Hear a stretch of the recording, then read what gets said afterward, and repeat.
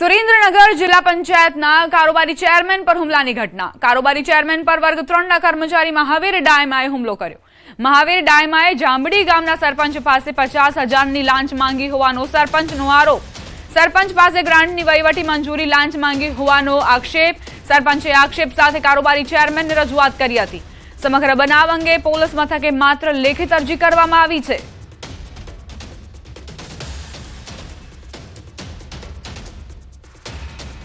સંબંધિત અક્ષય જોડાઈ ગયા છે વધુ જાણકારી સાથે। અક્ષય, શું ઘટનાક્રમ?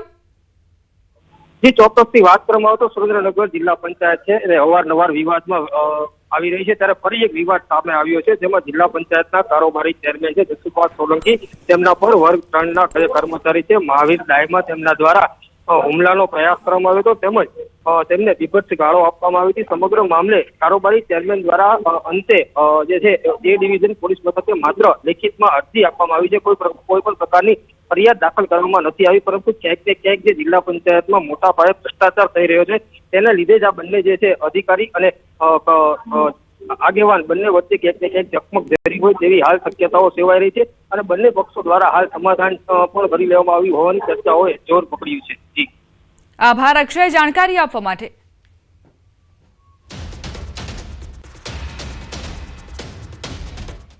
રાજકોટ શહેર ભાજપના નવનિયુક્ત ઉપપ્રમુખનો એક વિડીયો સામે આવ્યો, જેમાં તેઓ ખુદ ધૂણતા નજરે પડ્યા। સોમાભાઈ ભાલિયાને ઉપપ્રમુખ તરીકેની જવાબદારી સોંપવામાં આવી છે। નિમણૂક બાદ તેમનો એક વિડીયો સોશિયલ મીડિયામાં વ્યાપક રીતે ચર્ચાનો વિષય બન્યો છે। વાયરલ થયેલા વિડીયોમાં સોમાભાઈ ભાલિયા માતાજીના માંડવામાં ભક્તિભાવ સાથે ધૂણતા તેમજ પોતાના વાંસામાં સાંકળો ઝીંકતા નજરે પડી રહ્યા છે।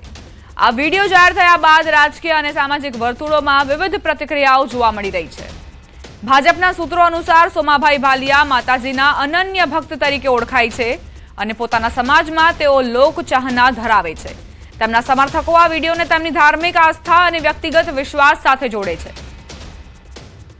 સંવાદદાતા અંકિત જોડાઈ ગયા છે વધુ જાણકારી સાથે।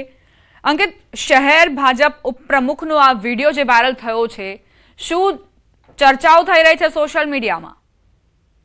જી ચોક્કસ, ખાસ કરીને વાત કરવામાં આવે તો રાજકોટ શહેર ભાજપના નવનિયુક્ત ઉપપ્રમુખ સોમાભાઈ ભાલિયા કે જે વોર્ડ નંબર 18 માંથી આવે છે, તેમનો ધૂણતો ને વાસામાં સાંકળો ઝીંકતો વિડીયો છે તે હાલ સોશિયલ મીડિયામાં વાયરલ થઈ રહ્યો છે, ને તેને જ લઈને ચર્ચાઓ શરૂ થઈ છે। ત્યારે સમગ્ર મામલે વિડીયો જાહેર થતા જ વિજ્ઞાન અને તર્કના ક્ષેત્રે કાર્યરત સંસ્થાઓ તેમજ નાગરિકોની પ્રતિક્રિયાઓ પણ સામે આવી રહી છે। સમગ્ર મામલે વિજ્ઞાન જાથાના સંસ્થાપક ડોક્ટર જયંત પંડ્યા દ્વારા કડક પ્રતિક્રિયા આપવામાં આવી છે। જયંત પંડ્યાએ મીડિયા સાથેની વાતચીતમાં જણાવ્યું હતું કે રાજકીય પક્ષોએ અંધશ્રદ્ધાને પ્રોત્સાહન આપતા લોકોમાંથી સ્પષ્ટપણે અંતર રાખવું જોઈએ। દેશ જ્યારે વિજ્ઞાન, તર્ક અને આધુનિક વિચારધારાને આગળ વધારવા પ્રયત્નશીલ છે, ત્યારે કોઈ પણ રાજકીય પક્ષે કે તેમની સાથે જોડાયેલા જે પ્રતિનિધિઓ છે તેમને ભૂવા ભારાડી જેવી પ્રવૃત્તિઓને સમર્થન આપવું જોઈએ નહીં। આ પ્રકારનું સમર્થન આપવું તે યોગ્ય નથી। જાહેર જીવનમાં રહેલા પ્રતિનિધિઓ સમાજ માટે ઉદાહરણરૂપ હોય છે, ત્યારે આ પ્રકારના દ્રશ્યો સમાજમાં ખોટા સંદેશા પહોંચાડે છે અને અંધશ્રદ્ધાને બળ આપે છે। સાથોસાથ તેમણે જણાવ્યું હતું કે સોમાભાઈ ભાલિયાનો જે વિડીયો સામે આવ્યો છે તે ખૂબ જ નિંદનીય છે। ત્યારે આ પ્રકારનો વિડીયો સામે આવ્યા બાદ રાજકીય અને સામાજિક વર્તુળોમાં પણ ચર્ચા છે તે તેજ બની છે। જોકે સમગ્ર મામલે ભાજપ દ્વારા કોઈ સત્તાવાર પ્રતિક્રિયા આપવામાં નથી આવી, ત્યારે સમગ્ર ઘટનાએ ફરી એક વખત રાજકારણ અને અંધશ્રદ્ધા વચ્ચેના સંબંધ પર પ્રશ્નચિહ્ન ઉભું કર્યું છે। તો સાથોસાથ જાહેર પ્રતિનિધિઓની જવાબદારી અંગે પણ ચર્ચા શરૂ થઈ છે। સમગ્ર મામલે ન્યૂઝ 18 ગુજરાતી દ્વારા જે નવનિયુક્ત ઉપપ્રમુખ છે સોમાભાઈ ભાલિયા, તેમનો સંપર્ક સાધવામાં આવ્યો હતો। અંકિત, આપને અટકાવવા માંગીશ, અમારી સાથે વિજ્ઞાન જાથાના જયંત પંડ્યા જોડાયા છે। જયંતભાઈ, આ જે વાયરલ થયેલો વિડીયો છે તેની ઉપર તમારી પ્રતિક્રિયા પહેલા તો? એક તો પહેલી વસ્તુ છે કે કોંગ્રેસ, ભાજપ કે આપ કે કોઈ પણ રાજકીય પક્ષ હોય કે નવનિયુક્ત પદાધિકારી કે હોદ્દેદાર હોય અને ત્યારે જે પોતાના શરીર ઉપર સાંકળ મારે, ધૂણે, બાહ્ય આવું અંધશ્રદ્ધા પ્રેરક પ્રદર્શન કરે, એમની જાથા કડક શબ્દોમાં આલોચના સાથે નિંદા કરે છે। અંધશ્રદ્ધાથી માનવીને પાયમાલી અને બરબાદી જ મેળી છે। જ્યારે રાજકીય આગેવાન અને આવા પદ નિયુક્ત નવા હોદ્દેદાર હોય અને લોકોને હતાશા તરફ લઈ જાય, ત્યારે જરૂર ખેદ અને દુઃખ થાય છે। વિજ્ઞાન જાથા બહુ સ્પષ્ટપણે માને છે કે કોઈ પણ રાજકીય પક્ષના આગેવાનો હોય તેને પોતાના નીતિ નિયમ ગાઈડલાઈન બનાવવી જોઈએ અને ધૂણવું એ માનસિક બીમારી છે અને અંધશ્રદ્ધાને પ્રોત્સાહન આપે છે. તો આવા કૃત્યોથી હોદ્દેદારોએ કે જનસમાજ કે કાર્યકરે રાજકીય પક્ષોને દૂર રહેવું જોઈએ એવું વિજ્ઞાન જાતા બહુ સ્પષ્ટપણે માને છે. આભાર જયંતભાઈ અમારી સાથે વાતચીત કરવા માટે. તો શહેર ઉપપ્રમુખ સોમાભાઈ ભાલિયા ધૂણતા દેખાયા, જેનો આ વાયરલ થયેલો વિડીયો સોશિયલ મીડિયામાં અત્યારે ચર્ચાનો વિષય બન્યો છે.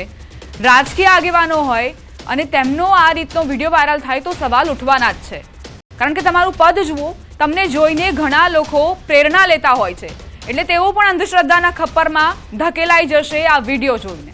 આ પહેલા ભાજપના વરિષ્ઠ નેતા અને પૂર્વ મંત્રી અરવિંદ રૈયાણીના માતાજીના માંડવામાં ધૂણતા દ્રશ્યો સોશિયલ મીડિયામાં સામે આવ્યા હતા. એ સમયે પણ ચર્ચા જાગી હતી અને હવે વધુ એક વખત આ જ પ્રકારનો વિડીયો વાયરલ થયો છે સોમાભાઈનો, જેઓ શહેર ભાજપના ઉપપ્રમુખ છે.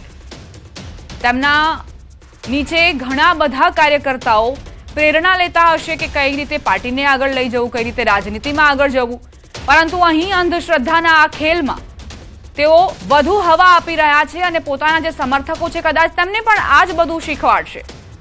અંધશ્રદ્ધા એ કેટલી ઘાતક છે તેનો ઘણા એવા પુરાવા પહેલા પણ આપણે જોઈ ચૂક્યા છીએ. રાજ્યમાં એવી ઘણી ઘટનાઓ બની છે કે જ્યાં અંધશ્રદ્ધામાં ધકેલાઈને અને માતા પિતા પોતાના બાળકોનો ઈલાજ પણ ન કરાવે, તેને સારવાર ન અપાવે હોસ્પિટલમાં, અને આવી રીતે જ કોઈ ભુવા પાસે લઈ જાય અને ત્યાં તેની સારવાર કરાવે.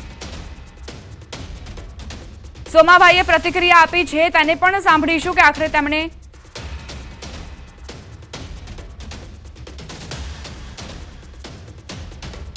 એક મહત્વપૂર્ણ સમાચાર કે તેમણે ઇનકાર કર્યો છે, પ્રતિક્રિયા આપવાનો ઇનકાર કર્યો છે. સોમાભાઈએ પ્રતિક્રિયા નથી આપી.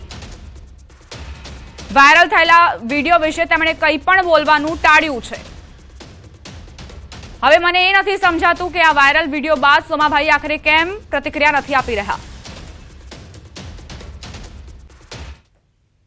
સુરત શહેરમાં જહાંગીરપુરાથી ડભોલી વચ્ચે આવેલ તાપી નદી પરનો મહત્વનો રિવર બ્રિજ આજથી બંધ રહેશે. કુલ 78 દિવસ માટે વાહન વ્યવહાર માટે સંપૂર્ણ બંધ કરવામાં આવ્યો છે. બ્રિજની વ્યાપક રિપેરિંગ કામગીરી હાથ ધરવામાં આવતા આ નિર્ણય લેવામાં આવ્યો છે. આ બ્રિજ શહેરના ઉત્તર વિસ્તારમાં રહેતા હજારો વાહન ચાલકો માટે મુખ્ય જોડાણ માર્ગ તરીકે કાર્ય કરે છે. દરરોજ હજારો વાહનો આ બ્રિજનો ઉપયોગ કરે છે. બ્રિજ બંધ થતા હવે વાહન ચાલકોને અંદાજે 7 થી 8 કિલોમીટરનો વધારાનો ચક્રાવો ફરવો પડશે. અગાઉ બ્રિજ પર પડેલા ગાબડાઓને થીગડા મારીને તાત્કાલિક મરામત કરીને કામગીરી પૂર્ણ કરવામાં આવી હતી.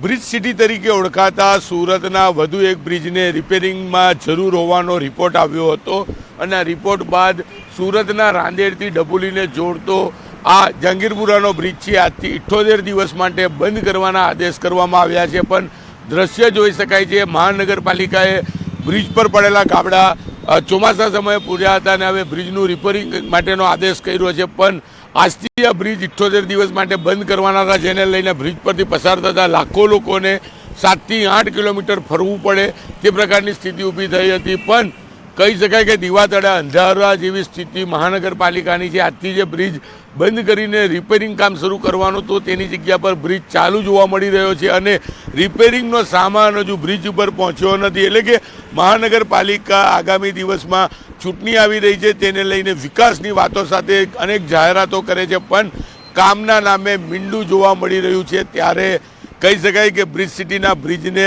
રિપેરિંગ તાત્કાલિક કરવાનો રિપોર્ટ આવ્યા બાદ નિર્ણય તો લેવામાં આવ્યો, પણ બ્રિજ બંધ પણ નથી થયો અને રિપેરિંગનો સામાન નથી પહોંચ્યો. ત્યારે હવે લોકોએ શું કરવું તેને લઈને લોકોમાં અસમંજસ જોવા મળી રહી છે, કારણ કે બ્રિજ બંધની જાહેરાત કરતા મોટા લોકો બ્રિજ પર આવવાનું ટાળી રહ્યા છે, ત્યારે બીજી બાજુ બ્રિજ ચાલુ સ્થિતિમાં જોવા મળી રહ્યો છે. એટલે કે રિપોર્ટ કયા પ્રકારનો આવ્યો છે, તાત્કાલિક રિપેરિંગની વાત છે, પણ અહીંયા કામના નામે મીંડું તંત્ર દ્વારા જોવા મળી રહ્યું છે. કેમેરામેન જીગર ગુગલ સાથે કીર્તેશ પટેલ, ન્યૂઝ 18 ગુજરાતી, સુરત. માણસામાં નશાના